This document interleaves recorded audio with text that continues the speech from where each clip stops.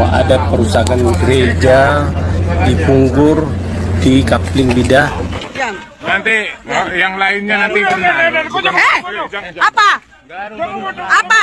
Kerjakan terus, kerjakan. RW 21, RT 004.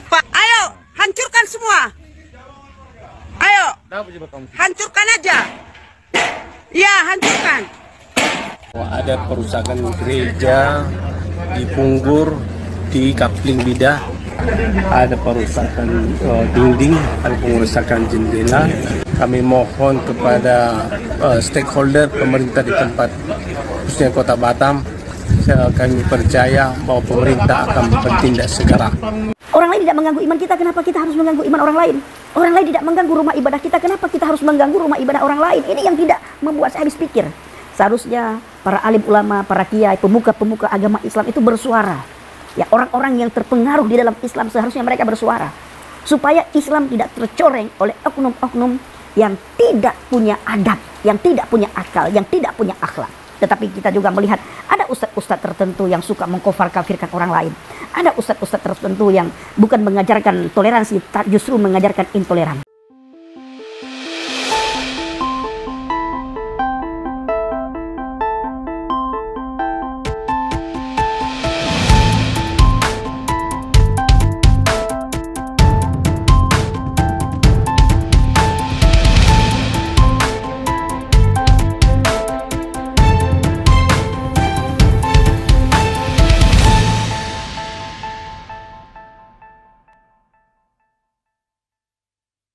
Salam, Om Swastiastu, salam kebajikan bagi kita semua, dimanapun kita berada pada saat ini, kiranya kita semua tetap berada dalam keadaan sehat. Dan apapun yang merupakan aktivitas kita sepanjang hari ini, kiranya Tuhan Yesus memberkati kita semua. Dan kembali berjumpa lagi di channel yang kita sayangi ini adalah Gereja YouTube dan Leonardo Sirait. Saya ingin mengajak kita semua untuk melihat sebuah cuplikan video yang berbicara. Di situ adalah Menteri Agama di sebuah gereja, dan Menteri Agama ini beliau menyampaikan kata-kata yang sangat toleransi. Seperti apa yang kita ini, tapi kita dengarkan dulu apa penjelasan beliau.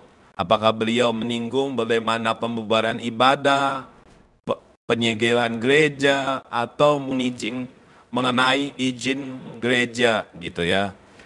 Mari kita simak baik-baik Bapak Ibu, dan nantinya kita mempergunakan baik-baik juga komentar-komentar kita dengan bijak. Mari kita saksikan sama-sama bagaimana cuplikan video berikut ini. Saya menemukan sebuah cuplikan video di mana di daerah Batam terjadi penghancuran gereja, perusakan gereja Bapak Ibu. Ada masa datang, mereka menghancurkan gereja, merobohkan tembok dengan palu, bahkan ada yang merusak jendela Bapak Ibu. Ini mereka datang bukan membubarkan ibadah, melarang ibadah, tidak. Tetapi kali ini Bapak Ibu terjadi di daerah Batam, mereka datang dengan merusak sebuah gereja. Padahal gereja tersebut ada izinnya saudara. Bayangkan, ada izin loh. Nah pertanyaannya, di mana pemerintah? Bagaimana suara pemerintah selama ini? Apakah mereka tidak pernah dengar suara pemerintah? Mereka menggabaikan suara pemerintah. Padahal di dalam iman mereka, saudaraku, karena saya pernah menjadi orang Islam, lama saya dalam agama Islam, dikatakan, ati Allah wa ati'ur Rasul wa uli amri minkum. Taatlah kamu kepada Allah, taatlah kamu kepada Rasul, dan taatlah kamu kepada pemimpin-pemimpin yang sudah terpilih, pemimpin-pemimpin di antara kamu. Nah, Bapak Jokowi sudah memberikan himbauan bagaimana tata cara beribadah itu sudah diatur dalam undang-undang. Rumah ibadah juga sudah diatur, dan semua agama, semua keyakinan punya rumah ibadah masing-masing, punya tempat ibadah masing-masing, punya tata cara bagaimana cara beribadah. Tetapi mereka tidak pernah mengindahkan setiap himbauan daripada Bapak Jokowi selaku Presiden Indonesia. Begitu juga Bapak Menteri Agama, tidak pernah mereka hiraukan. Apakah ini yang dinamakan dengan orang yang beragama? Bayangkan bila semua umat beragama di bangsa dan negara ini terjadi seperti mereka, Bapak Ibu, apa yang akan terjadi? Bagaimana nasib bangsa dan negara kita? Tiap hari kita melihat huru-hara. Ketika ada perusakan gereja, pelarangan ibadah, mengganggu kita yang beribadah, lalu kita lawan. Kita buat sama seperti mereka. Apa yang akan terjadi? Pasti akan terjadi pertumpahan darah, saudaraku. Tetapi kita diajarkan oleh Tuhan. Firman Tuhan mengajarkan kita, kasihilah musuhmu, doakan mereka yang mengenai kamu. Kita melihat hari-hari ini orang-orang tertentu, Bapak Ibu, dari agama satu itu. Kita jarang sekali melihat dari agama lain di bangsa dan negara kita. Kita tidak bicara bangsa lain. Kita tidak bicara negara lain. Kita bicara di bangsa dan negara kita. Kita hanya melihat agama itulah yang suka sekali mengganggu rumah ibadah orang lain. Yang suka sekali kowar-kowar mengenai intoleran. Padahal agama mereka itu sangat dikenal. Islam rahmatan lil alamin. Islam itu rahmat bagi sekalian alam. Tetapi yang mereka perlihatkan hari-hari ini apa, Bapak ini? Mereka bukan memperlihatkan Islam yang rahmatan lil alamin. Justru mereka memperlihatkan hal-hal yang jauh sekali dari rahmatan lil alamin. Gara-gara oknum tertentu, Islam tercoreng. Ini mereka tidak tahu. Ya, mereka tidak tahu, entah mereka tidak mau tahu. Gara-gara oknum-oknum tertentu, Islam, agama yang dijuluki dengan rahmatan lil alamin, tercoreng. Dan yang sangat membuat saya tidak masuk akal, para alim ulama, para kiai tidak pernah bersuara. Orang-orang seperti ini tidak ada pembinaan. Padahal dalam Al-Quran itu juga jelas, yang sering saya ulang-ulang. Lakum dinukum waliyadin, agamamu bagimu, agamaku bagiku. Nah, hal ini seharusnya harus sering sekali diperdengarkan, bukan saja diperdengarkan bil lughah al-arabiyyah, dalam bahasa Arab, tetapi dalam bahasa Indonesia agar semua orang tahu. Agamamu bagimu, agamaku bagiku, agamaku bagiku, agamamu bagimu, agamamu bagimu, agamaku bagiku, imanmu, imanmu, imanku, imanku. Orang lain tidak mengganggu iman kita, kenapa kita harus mengganggu iman orang lain? Orang lain tidak mengganggu rumah ibadah kita, kenapa kita harus mengganggu rumah ibadah orang lain? Ini yang tidak membuat saya habis pikir. Seharusnya para alim ulama, para kiai, pemuka-pemuka agama Islam itu bersuara. Ya, orang-orang yang terpengaruh di dalam Islam seharusnya mereka bersuara. Supaya Islam tidak tercoreng oleh oknum-oknum yang tidak punya adab, yang tidak punya akal, yang tidak punya akhlak. Tetapi kita juga melihat ada ustadz-ustadz tertentu yang suka mengkafir-kafirkan orang lain. Ada ustadz-ustadz tertentu yang bukan mengajarkan toleransi, justru mengajarkan intoleran. Nah, akhirnya lahirlah oknum-oknum yang tidak beradab, oknum-oknum yang tidak berakhlak, oknum-oknum yang tidak bermoral. Ketika mereka melihat gereja, mereka takut dengan gereja. Apa yang ditakutkan? Padahal ketika orang Kristen beribadah di sebuah gereja, di dalam gedung gereja, suara mereka tidak kedengaran di luar gereja. Suara orang yang beribadah itu tidak kedengaran di luar gedung gereja. Kenapa? Karena sebagian gereja itu pakai peredam suara. Ya. Yang kedua, gereja tidak pernah memakai toa, sehingga suara orang Kristen yang beribadah di gereja tidak kedengaran keluar gereja. Yang selanjutnya, Bapak Ibu, bayangkan bila seandainya kita orang Kristen beribadah 1 hari 7 kali. 1 hari 7 kali kita orang Kristen beribadah. Bisa nggak kebayang apa yang akan terjadi? Ini kita seminggu sekali datang ke gereja, saudaraku, secara berjamaah istilahnya, dengan keluarga. Ya, kita dengar firman. Dan seminggu sekali kita bertemu dengan saudara seiman di gereja. Setelah kita beribadah, kita berbincang-bincang, kita sharing.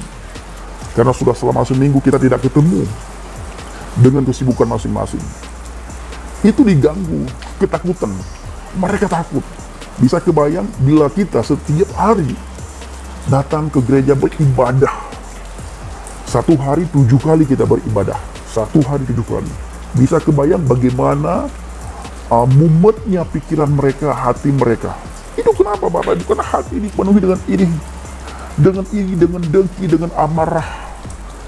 Tidak dimasuki dengan firman Tuhan dengan hal-hal yang berfaedah, dengan hal-hal yang berguna. Nah, mereka berpikir kita takut karena kita tidak melawan. Mereka berpikir, Bapak Ibu, kita takut karena kita tidak pernah melawan mereka. Padahal orang Kristen itu bukan takut. Orang Kristen tidak pernah takut. Karena bagi orang Kristen, mati adalah keuntungan. Hidup Kristus, mati adalah keuntungan. Ini sudah tertanam di dalam otaknya orang Kristen. Perlu kalian ketahui. Di dalam diri orang Kristen itu sudah tertanam satu hal. Mati adalah keuntungan, hidup adalah Kristus. Atau hidup adalah Kristus, mati adalah keuntungan. Ini sudah tertanam. Jadi kami tidak takut selama ini. Kami diam itu bukan karena kami takut, tetapi karena Alkitab mengajarkan kami. Ya, apa kata Yesus Hamasiah kepada kami, kepada para murid, dan kepada kami yang percaya kepadanya? Kamu sudah mendengarkan firman? Kasihilah sesamamu manusia sebagaimana engkau mengasihi dirimu sendiri.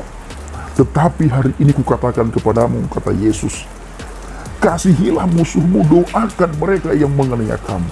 Jadi selama ini kami diam karena itu perintah firman, supaya kami mengasihi kalian, supaya kami mendoakan kalian, supaya kalian menjadi orang yang lebih baik, tidak menjadi orang yang biadab, tidak punya akhlak, tidak punya sopan santun, agar agama kalian benar-benar dihormati oleh orang lain, dihargai oleh orang lain. Tetapi kalian sendiri yang mencorengkan agama kalian, kalian sendiri yang mencorengkan rahmatan lil alamin itu.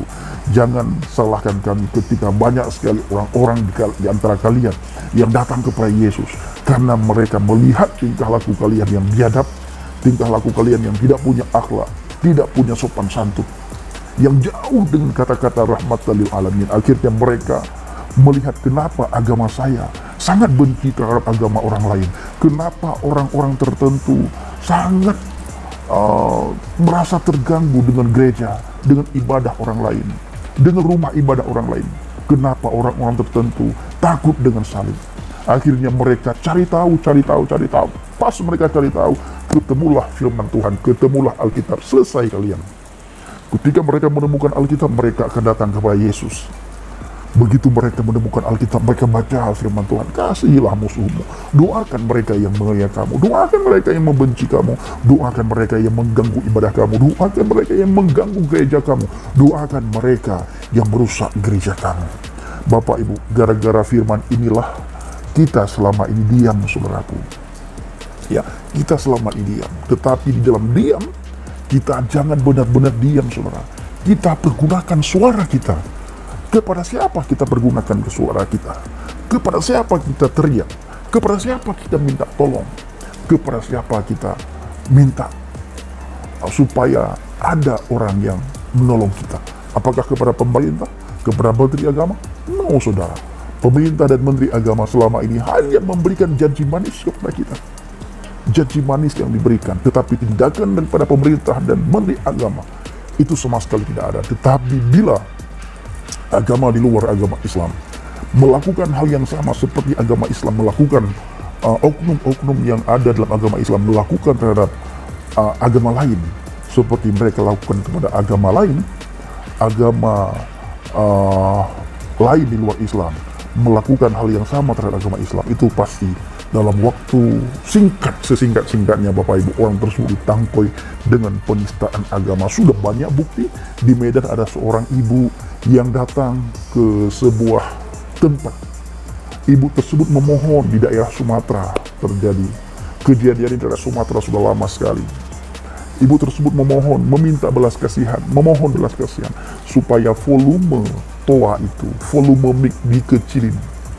Ya, meminta supaya volume mic dikecilin. Apa yang terjadi? Dituduh penistaan agama. Sebelum dijebloskan ke dalam penjara, rumah ibu itu dirusak dan rumah ibadah di mana ibu itu beribadah dirusak, Bapak Ibu.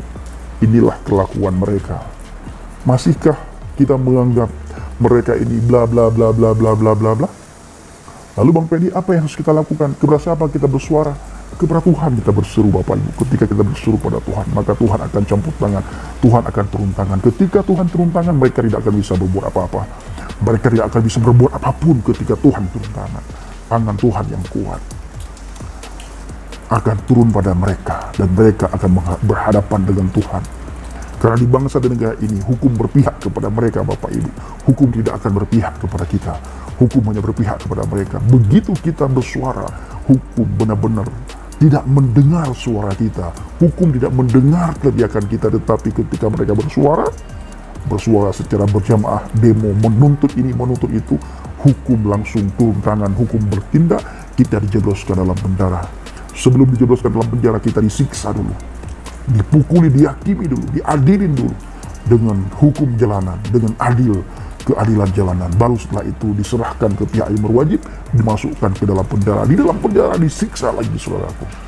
Ini yang terjadi.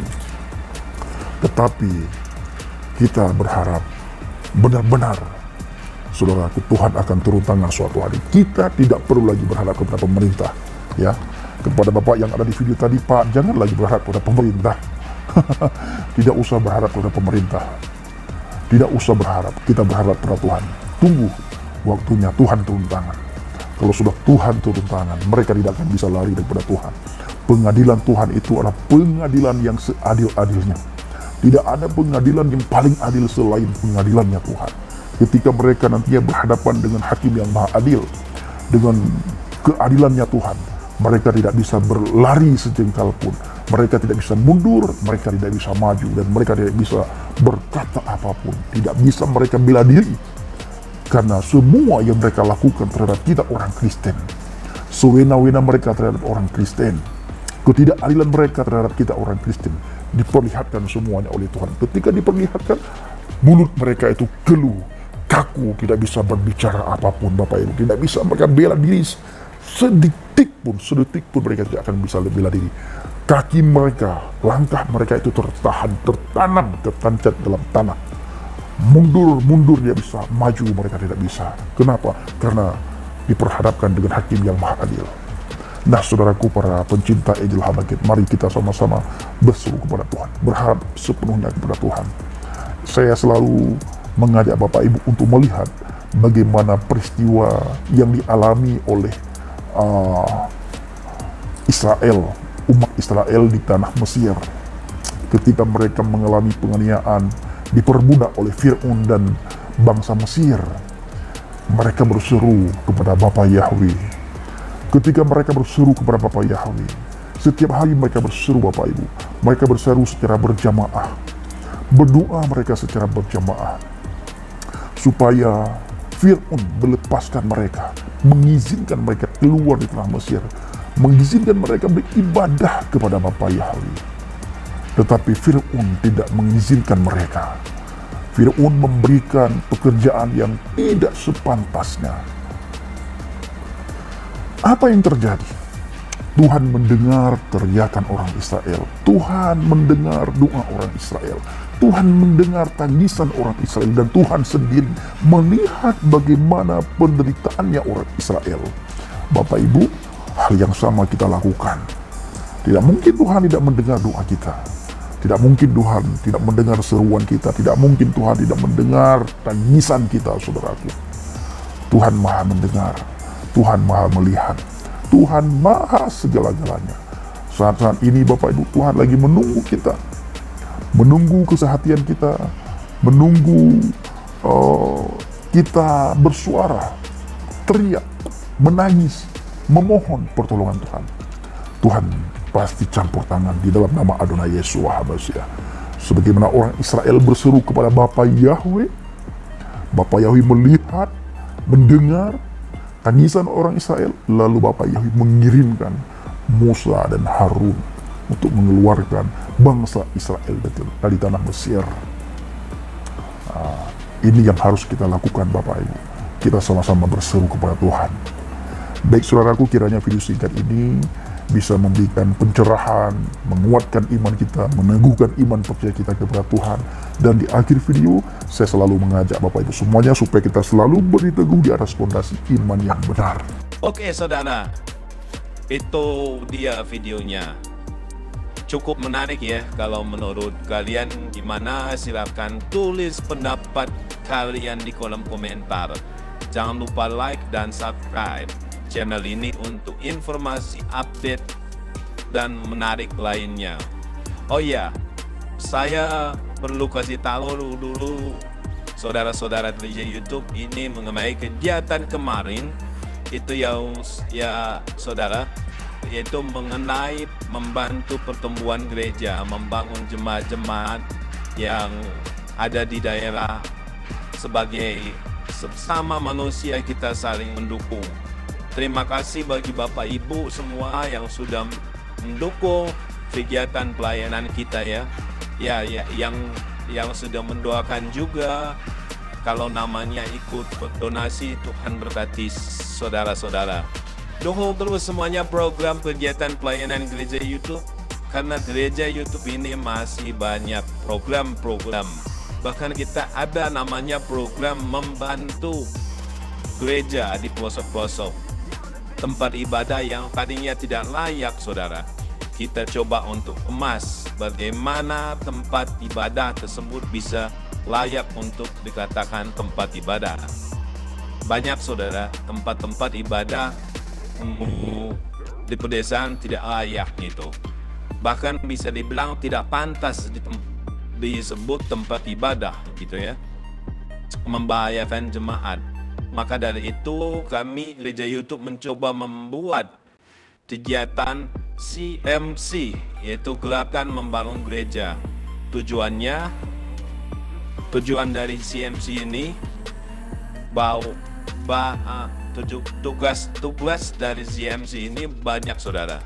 Salah satunya selain membangun wujud atau raga gereja atau dibilang fisik biar layak digunakan, selain itu mencoba untuk sampai ke legalitas perizinan gereja tersebut gitu ya. Jadi selama ini kan banyak sekali gereja ditutup karena alasan IMB atau alasan gak punya izin dari SKB 2 Menteri.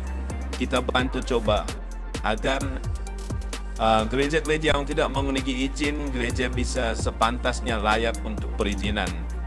Itu ya, saudara. Nah, kalau mau tahu kegiatan kita, mau tahu sampai mana proses kinerja gereja YouTube soal GMG ini, ayo jadi member gereja YouTube. Karena kalau saudara jadi member di gereja YouTube, saudara bisa melihat video kegiatan kami di pedesaan, di tempat terpencil. Kenapa harus dibuat dibuat member? Karena kita khawatir juga disalah artikan, disalah gunakan oleh orang yang tidak bertanggung jawab. Tim gereja YouTube juga mau untuk pelayanan ini dianggap spesial dan tidak mau diumbar-umbarkan. Itu kesepakatan kita bersama tim, biar pelayanan ini juga murni untuk memuliakan nama Tuhan. Gimana caranya bergabung dan menjadi member? Coba bagaimana mencobanya? Saudara bisa klik tombol bertulisan terima kasih. Di situ saudara bisa klik nominal dan klik kirim melalui via apa. Yuk jadilah member. Kalau sudah jadi member, saudara berarti sangat mendukung dan ambil bagian dalam semua pelayanan di gereja YouTube.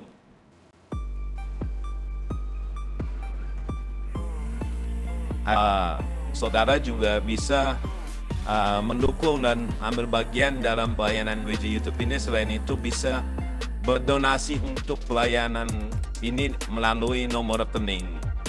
Nomor rekening yayasan kami bisa ada di kolom deskripsi setiap video-video yang ada. Karena gereja YouTube juga tentu butuh dukungan dana Bapak Ibu.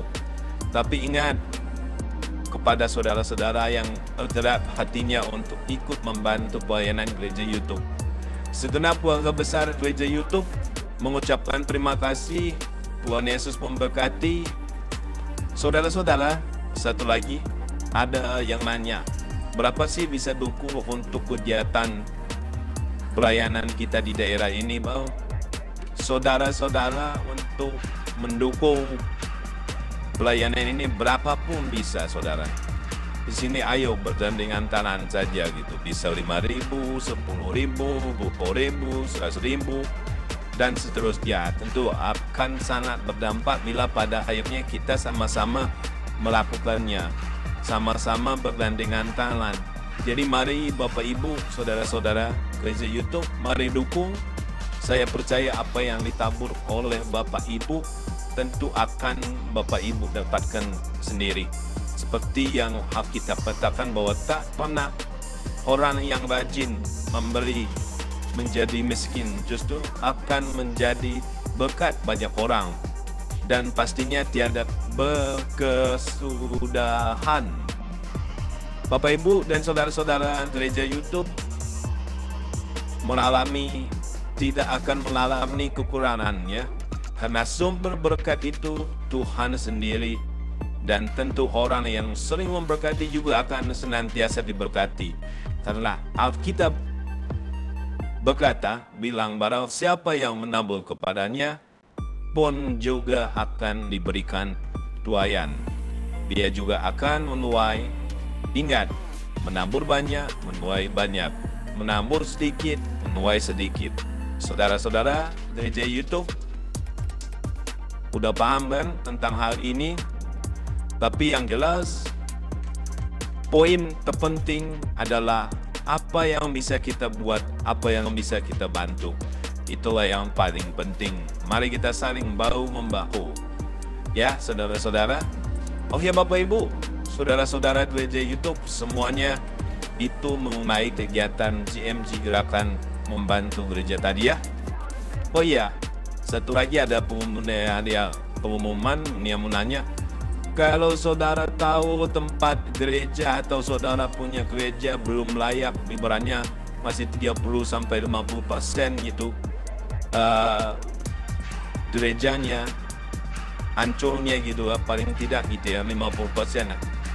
Dan gerejanya itu ada di sekitar saudara, saudara bisa infokan kami atau hubungi nomor yang ada di deskripsi. Nanti tim kita akan follow up, karena sudah ada beberapa gereja juga kita laksanakan. Jangan malu, karena ini demi kebaikan kita bersama, demi kebaikan memuliakan nama Tuhan. Kalau ada yang tanya dari mana sumbernya, dananya Tuhan pasti sediakan gitu ya. Tuhan pasti pertemukan dengan orang-orang baik, orang-orang yang mau memberi dan mau menjadi berkat. Sebenarnya sudah banyak saudara-saudara yang kita pegang perihal ini, lagi berjalan juga ada. Jadi jangan malu, infokan langsung biar kita follow up. Kalau gereja itu layak kan kita juga senang saudara. Apalagi makin banyak gereja-gereja yang bertumbuh gitu. Ayo kita gunakan platform gereja YouTube, channel YouTube ini untuk menyalurkan dan menjembatani gereja-gereja di pedesaan. Gereja-gereja yang belum layak sebisa mungkin kita layakkan. Itulah program tahun ini dari gereja YouTube. Kalau tahun kemarin kita memang punya tema penuaian jiwa, ya kan, penuaian jiwa, murtadin dan sebagainya kita tampung juga. Tapi kalau jiwanya sudah dicari tapi tempatnya tidak ada, sama juga gitu ya, sama aja omong kosong itu kan. Maka dari itu kita terus bergerak dan menjalankan untuk terus maju dan berkembang. Ayo jadi berkat, ayo berdampak, jangan cuman buat sekedar tontonan tapi bisa jadi tuntunan. Itu saudaraku, terima kasih, salam toleransi, Tuhan Yesus memberkati kita semua. God bless you all, saudaraku.